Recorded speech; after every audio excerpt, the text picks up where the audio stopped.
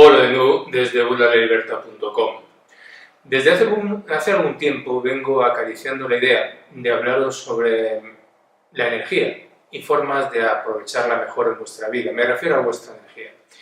Pero me ha faltado siempre una base para explicar ciertos puntos importantes que influyen en esa energía. Porque hablamos mucho de la energía, pero en realidad cómo fluye, cómo funciona, de dónde viene. Bueno, hay una idea general, pero quiero explicar la mía. Y tal vez, dependiendo de la respuesta a estos vídeos, porque van a ser 3, pues me decida hacer algunas cosas en ese sentido. Y digo que van a ser 3 porque esto da para una conferencia de 1 hora y media fácilmente. Así que voy a intentar hacerlo lo más breve posible. Y bueno, pues espero no ser demasiado pesado o aburrirlos. Para poder explicar mejor el tema de la energía, se me ocurre como metáfora algo que me sucedió recientemente. Vi una película que se llama Múltiple. Esta película trata de una persona que tiene múltiples personalidades en su interior.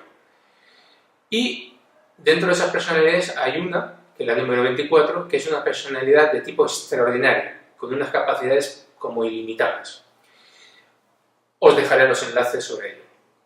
La película, para mí, es de estas películas que tienen un mensaje escondido que está hecho para iniciados. Muchas películas se hacen para el gran público, aparentemente, son entretenidas o lo son menos. Esta quizás no es de las más divertidas porque es compleja, pero en realidad llevan un mensaje para aquellos que saben, que tienen información para desentrañarlos.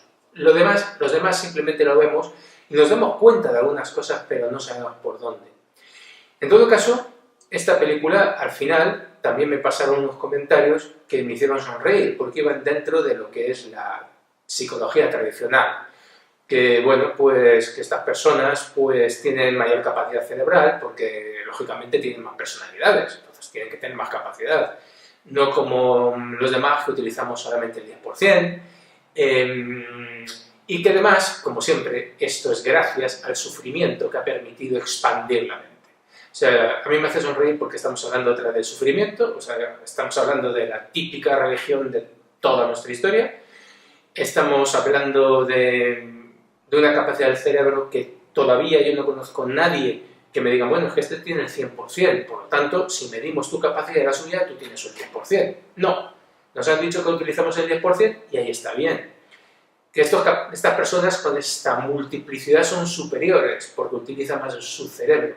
Habría que definir qué es superior. Para mí, superior es una persona que puede, con sus capacidades y sus actos, hacer mejor su vida y también mejor la vida de los demás. Si no, y en este caso en particular, esta persona no hace la vida mejor de nadie, al contrario. Y en todo esto, bueno, pues me dio de qué pensar y me recordó la época en que yo estaba haciendo regresiones de forma intensa. Estoy hablando de 2 regresiones al mes, una cada 2 semanas por meses.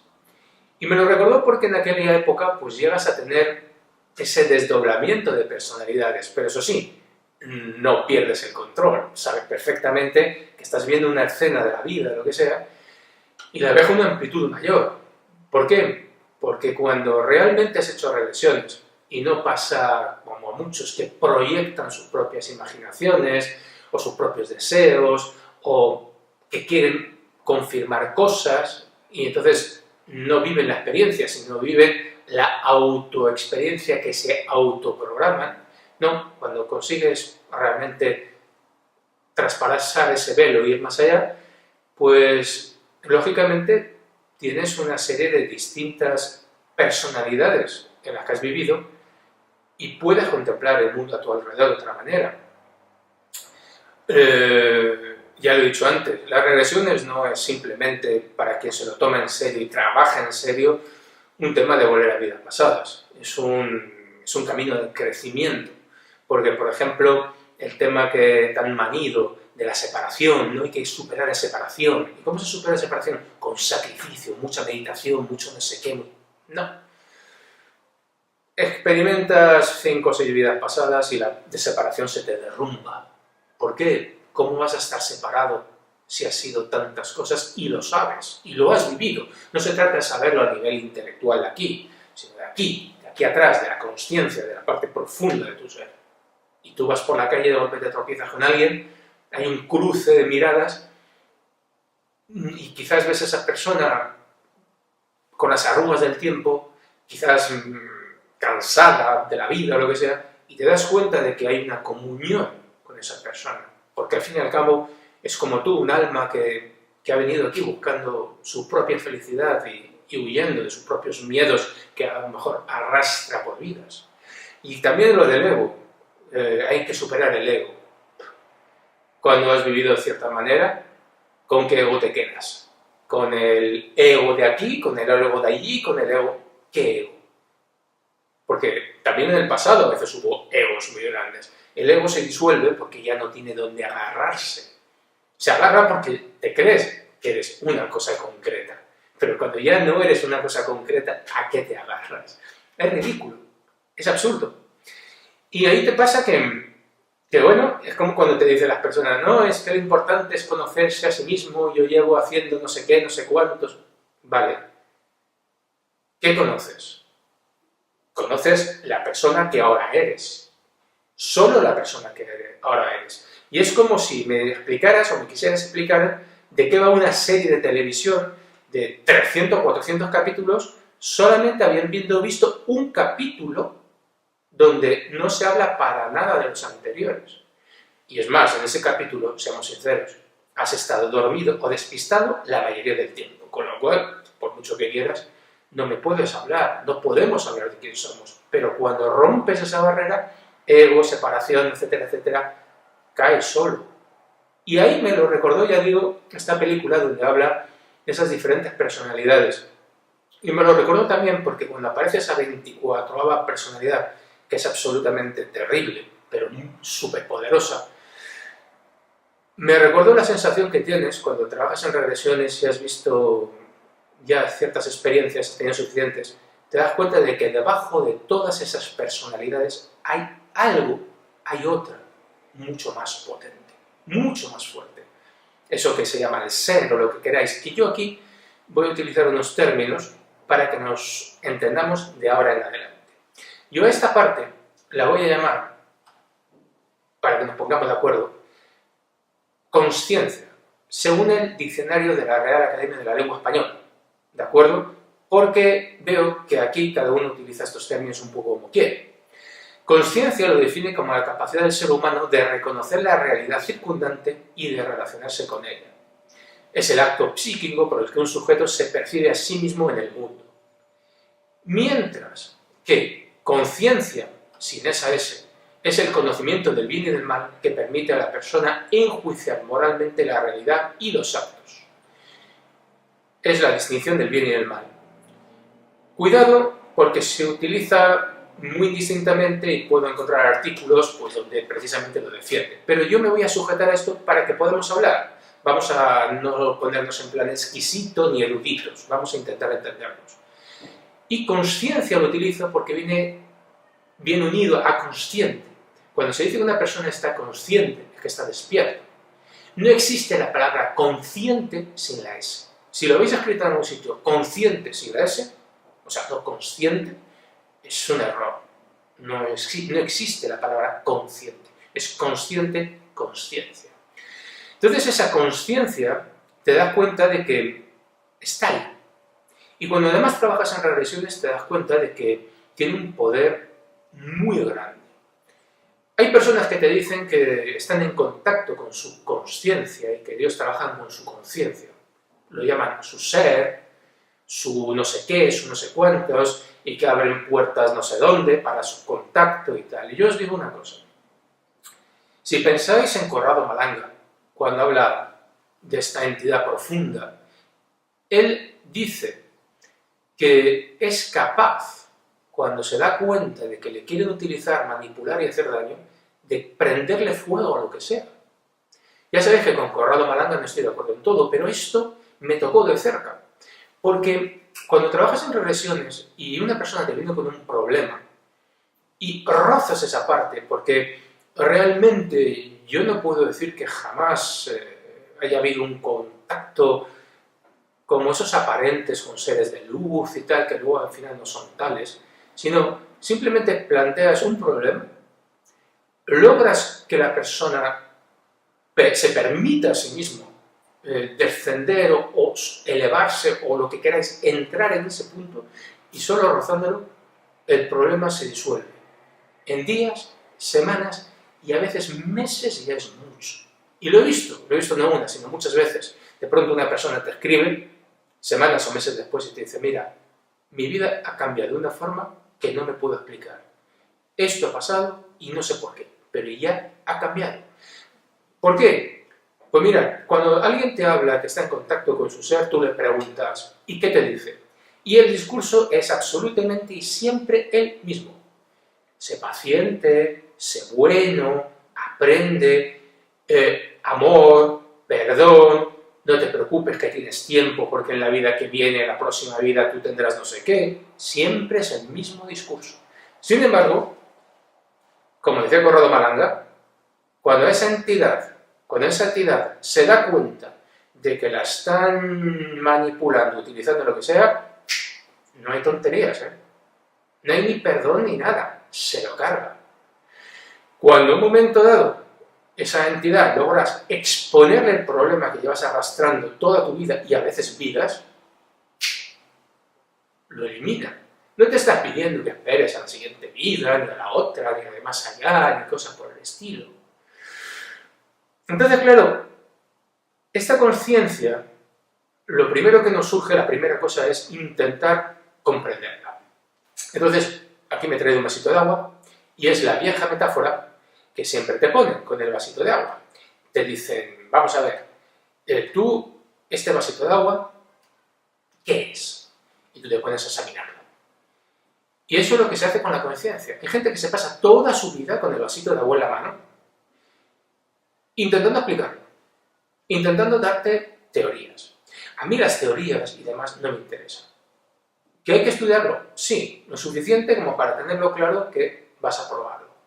Y probarlo. Tienes que probarlo por ti mismo, tienes que intentarlo por ti mismo. La conciencia no vas a alcanzar su conocimiento a base de darle vueltas y marear la perdiz.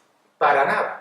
Vas a tener conocimiento de ella cuando la pruebes, cuando lo intentes. Si no lo intentas, no harás nada. Y claro, ahí está el asunto. Luego, tú una vez probado, ¿podrás explicar lo que es la conciencia?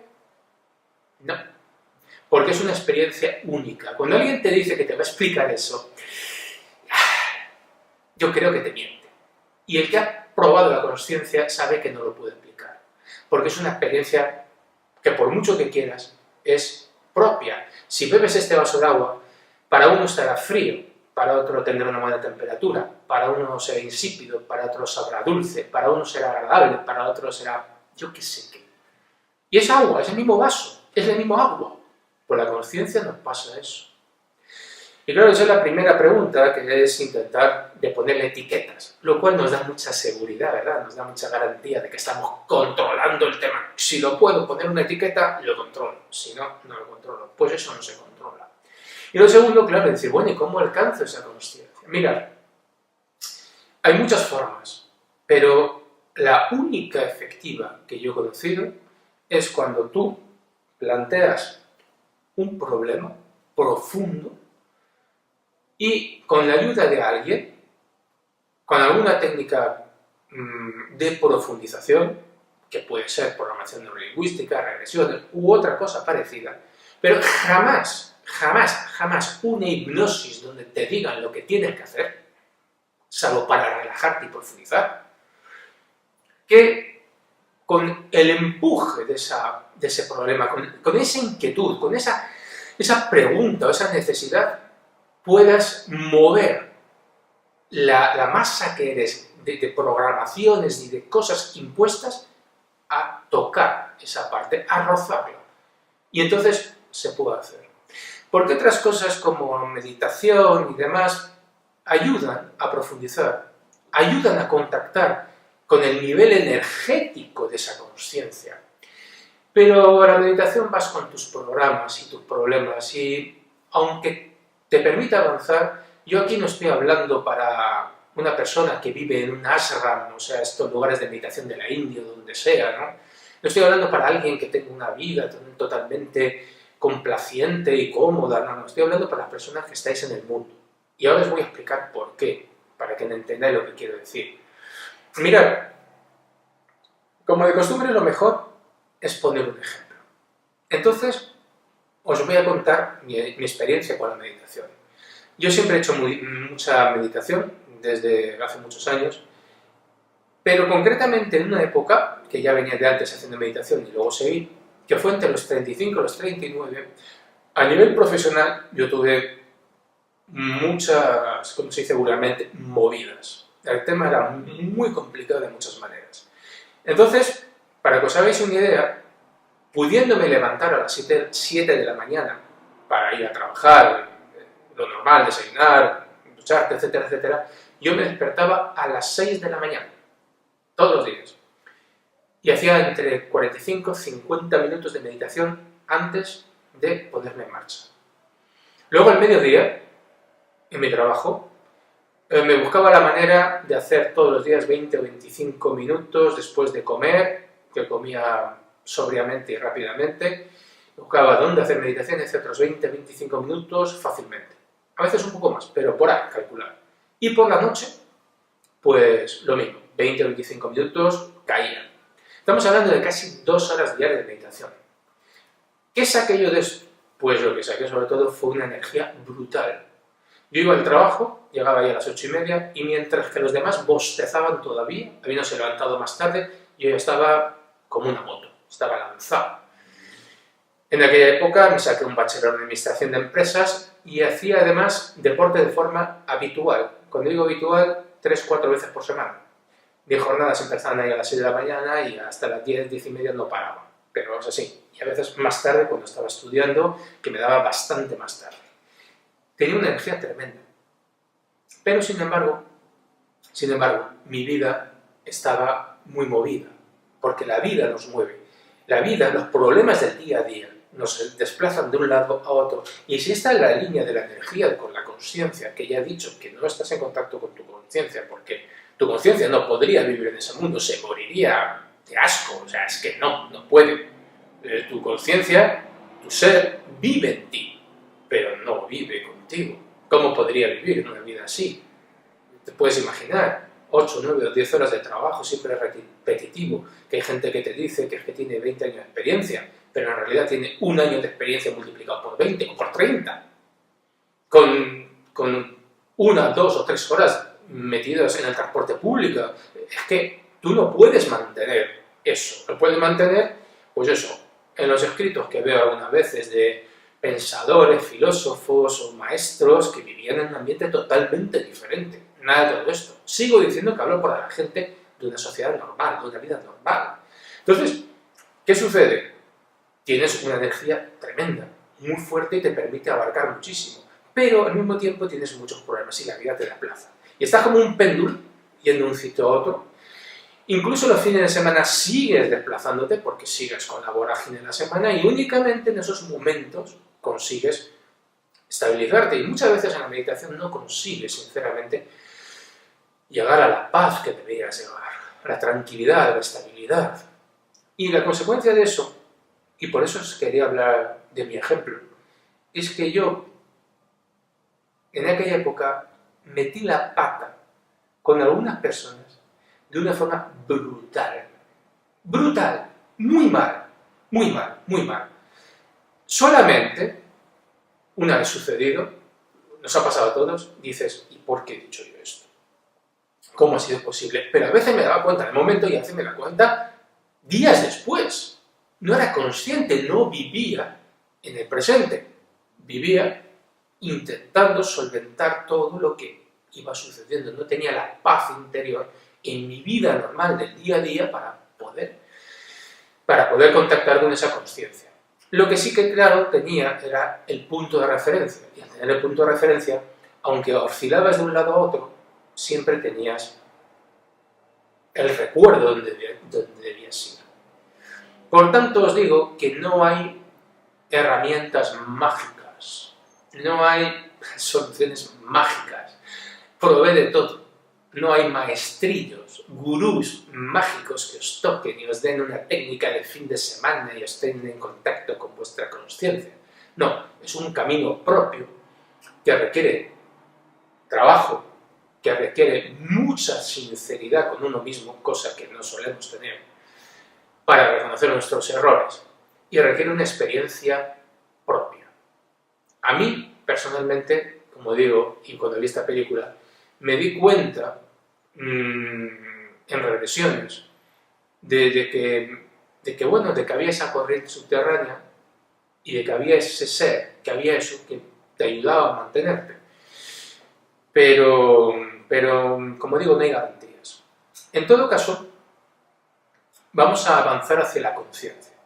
Y la conciencia, os explicaré por qué es tan importante distinguirla. Porque en realidad podríamos hablar de conciencia directamente, la voz de la consciencia, pero vamos a hablar de la voz de la conciencia porque es más normal, es más aceptado. Entonces, esta voz de la conciencia no es simplemente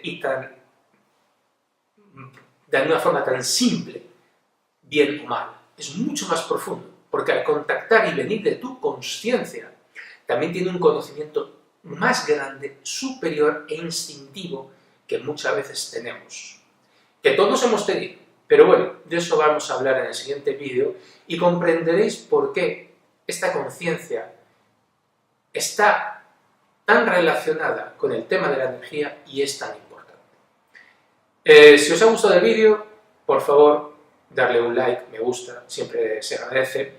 Y bueno, pues nos veremos en el siguiente vídeo. Muchas gracias, siempre adiós.